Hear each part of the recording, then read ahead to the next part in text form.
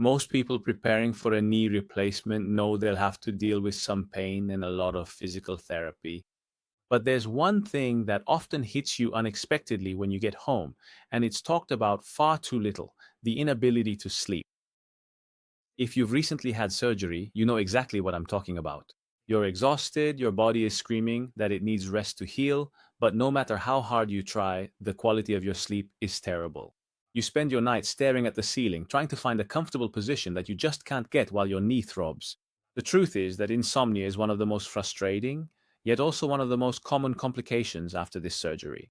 In this video, I'll explain exactly why this happens, how long this phase will last, and most importantly, I'll give you concrete medical strategies to finally help you get some rest again. Hello everyone, I'm Dr. Lorenzo Castellani, an orthopedic surgeon specializing in shoulder, hip, and knee surgery. In my work, I help patients regain their quality of life through advanced joint surgery.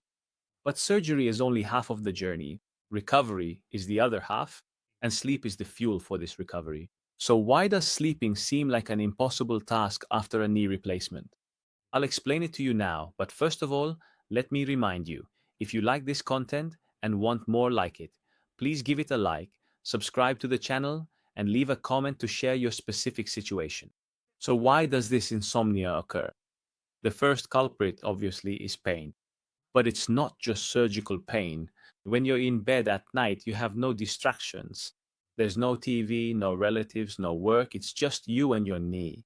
Moreover, staying still in the same position for hours increases stiffness and that deep aching sensation. This creates a vicious cycle. Pain keeps you from sleeping, but science says that sleeping less lowers your pain threshold. So the less you sleep, the more pain you feel the next day. And the more pain you feel, the less you'll sleep the following night. But that's not all.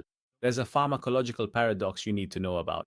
The drugs we use to manage severe pain are often opioid derivatives. They're great at shutting off acute pain, but they're terrible for sleep quality. These drugs can fragment your sleep and reduce REM sleep, which is the deepest and most restorative phase. So you do fall asleep, yes, but you wake up feeling like you haven't rested at all. And then there's the anxiety, the fear of moving in your sleep and breaking the prosthesis, which I assure you won't happen while you're sleeping, or simply the stress of a recovery that feels slow to you. But the question all my patients with dark circles under their eyes ask me is, Doctor, when will this end? I want to be honest with you, as always. The first nights are tough, but often the lowest point is reached between the fourth and sixth week, when you reduce the strong medications and increase physical activity. The good news? Most studies and my clinical experience confirm that within 3 months, things return to normal. In fact, many patients report that once they've recovered, they sleep much better than they did before the surgery because the chronic pain from osteoarthritis is gone. 3 months can feel like an eternity when you're looking at the clock at 3 in the morning. So, what can we do right now to improve the situation?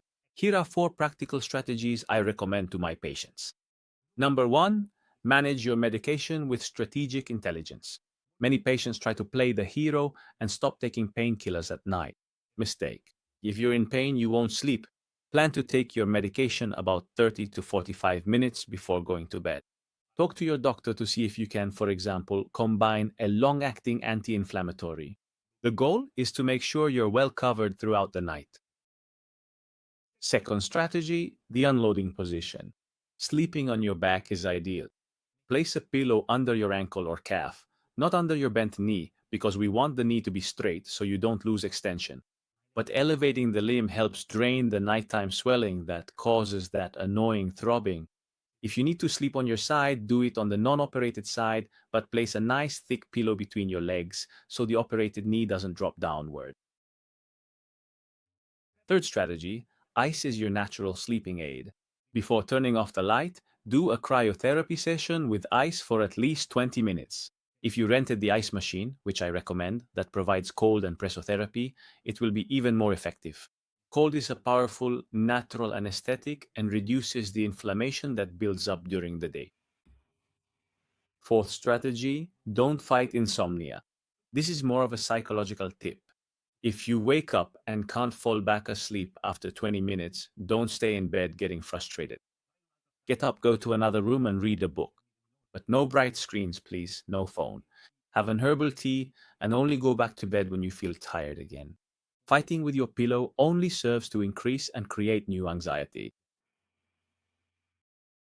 There are also supplements like melatonin that can help regulate your sleep wake cycle, but always talk to your surgeon or family doctor first. Remember, if you're feeling frustrated right now, know that this is a normal and temporary phase. Your body is using a lot of energy to repair tissues. Don't be hard on yourself. Your sleep will return, and with it, your energy to enjoy your new knee will come back too. If you're considering a knee replacement and want a second opinion from an expert, you can contact my office to schedule an appointment or a remote consultation.